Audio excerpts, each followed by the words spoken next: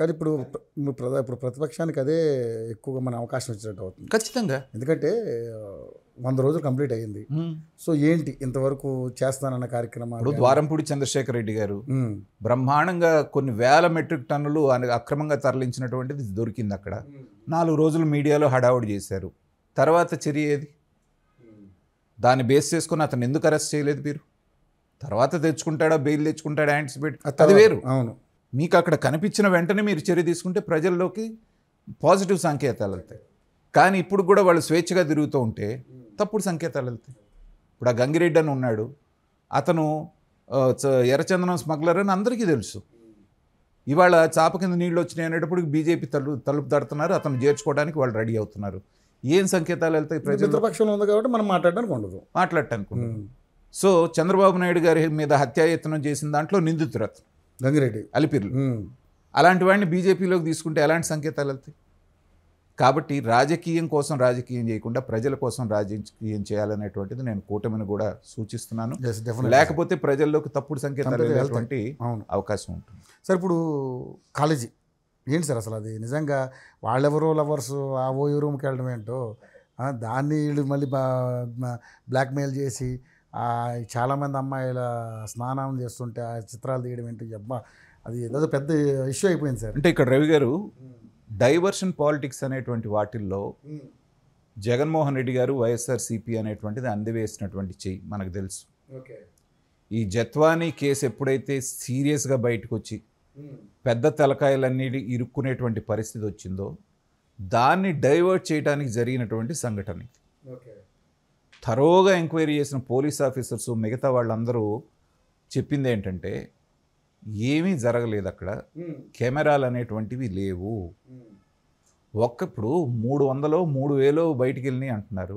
కనీసం ఒక్కటన్నా ఎక్కడన్నా దొరకాలి కదా. కనీసం మాస్క్ ఏదైనా బ్లర్ చేసి ఉండాలి కదా, కనిపించాలి. ఒక ఫోటో కూడా రాలే మరి నిజంగా. వెతికి వెతికి వెతికి అందరు ఫోన్లు వెతికి అందరూ ఇది చేస్తే కూడా ఒక్కటంటే ఒక్కటి కూడా లేదు. అది కేవలం 4-5 వ్యక్తుల మధ్యన జరిగినటువంటి ఒక డీల్. అదే క్లియర్గా ఎస్టాబ్లిష్ చేసి చాలా సీరియస్గా దాని మీద చంద్రబాబు నాయుడు గారు స్పందించారు. కాబట్టి వీళ్ళకి అవకాశం లేకుండా పోయింది. వాళ్ళ ప్లాన్ చెప్పమంటారా నన్ను?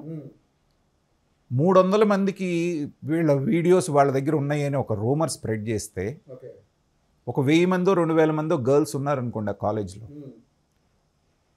ఈ 300లో ఎవరున్నారనేటువంటి మానసిక ఆందోళన ఈ 2000 మందిలో ఉంటుంది. అందులో నేనున్నాను కదా. 300 మంది ఎవరనేది తెలియదు, దాంట్లో నేనున్నానా అనేటువంటి ఆందోళన ఉంటుంది, డెఫినెట్లీ వస్తుంది. తర్వాత ఈ 1000 మంది ఆడపిల్లలకి మళ్ళీ 1000 మంది తల్లిదండ్రులు ఉన్నారు కదా, వాళ్ళకి రాత్రిపూట నిద్రపడుతుందా? కాబట్టి ఈ ప్యానిక్ సిచ్యువేషన్ క్రియేట్ చేయాలి. చేసినప్పుడు వీక్ మైండెడ్గా ఎవరన్నా కనుక ఉండి ఒకళ్ళో ఇద్దరు ఆత్మహత్య చేసుకుంటే మనకు కావాల్సిన శవాలు కదా, ఇమ్మీడియట్గా వాలిపోయేవాళ్ళు రాబందుల్లాగా. అదృష్టం కొద్దీ దేవుడి దయ వల్ల లేకపోతే ప్రభుత్వం తీసుకున్న సత్వర చర్యల వల్ల అలాంటివి జరగల. నిజంగా మీరు అన్నట్టుగా ఒక్క ప్రాణం పోయినా పైగా ఏంటంటేనండి, engineering first year second year పిల్లలు అంటే ఎలా ఉంటారంటే 18-19 సంవత్సరాల పిల్లలు, ఆడపిల్లలు. వాళ్ళు ఏది మంచి ఏది చెడు, ఎవరిని నమ్మాలి ఎవరిని నమ్మకూడదు అనేంత మెచ్యూరిటీ వాళ్ళకు ఉండదు. ప్యానిక్ సిచ్యువేషన్ క్రియేట్ అయిపోతుంది. వాళ్ళ ప్రిన్సిపల్ నేను చెప్పేది వినండమ్మా అంటే కూడా వినే స్థితిలో వాళ్ళు లేకుండా ఉన్నారు. మనం ఆ వీడియోస్ కూడా చూసాం. చాలా ఉద్వేగంతో. ఎందుకంటే వాళ్ళని మనం అర్థం చేసుకోవాలి, వాళ్ళున్న సిచ్యువేషన్ అట్లాంటిది. నా వీడియో నిజంగా అక్కడ ఉంటే అనుకుంటే ఒకళ్ళు 2-3 రోజులు వాళ్ళు భోజనాలు కూడా చేసి ఉండరు ఆ ఇంట్లో తల్లిదండ్రులు. వాళ్ళు అలాంటి సిచ్యువేషన్ క్రియేట్ చేసిన వాళ్ళని నేను మళ్ళీ కూడా అదే చెప్తున్నాను, దీని వెనక ఎవరు ఇలాంటి స్ప్రెడ్ చేశారో వాళ్ళని బయటికి లాగి కఠినంగా శిక్షించాల్సినటువంటి బాధ్యత ప్రభుత్వం మీద ఉంది. ఏదో సద్దుమణిగిపోయింది కదా. పైగా గుడ్లవల్లేరు ఇంజనీరింగ్ కాలేజ్ అంటే చాలా ప్రెస్టీజియస్ కాలేజ్, చాలా రెప్యుటేషన్ ఉన్నటువంటి కాలేజ్. ఒక దెబ్బకి 2 పిట్టలు అన్నట్టుగా దాని రెప్యుటేషన్ పడగొట్టాలి.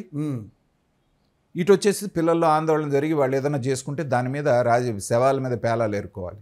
మంచి ప్లాన్ వేసారు కానీ వర్కౌట్ అవ్వాలి. ఎందుకంటే విఘ్నులు వాళ్ళు ఉన్న ప్రజలు ఈ సోషల్ మీడియా యుగంలో ఏదున్నా 2 నిమిషాల్లో మంచి అయినా చెడైనా బయటకు వచ్చేస్తుంది. 2 వర్షన్స్ చూసిన తర్వాత ఏది కరెక్ట్ అనేటువంటిది ప్రజలు నిర్ణయం చేసుకుంటున్నారు.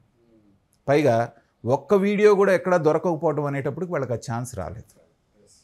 ఇంకొంచెం నిజంగా ఒక ప్యానిక్ సిచ్యువేషన్ క్రియేట్ చేస్తే ఏదో ఒకటి జరుగుద్ది, తర్వాత మనం దాన్ని ఇంకా ఫ్లేర్ అప్ చేసుకోవచ్చు, ఈ లోపల అవును. దీన్ని జనాలు మర్చిపోతారు అవును.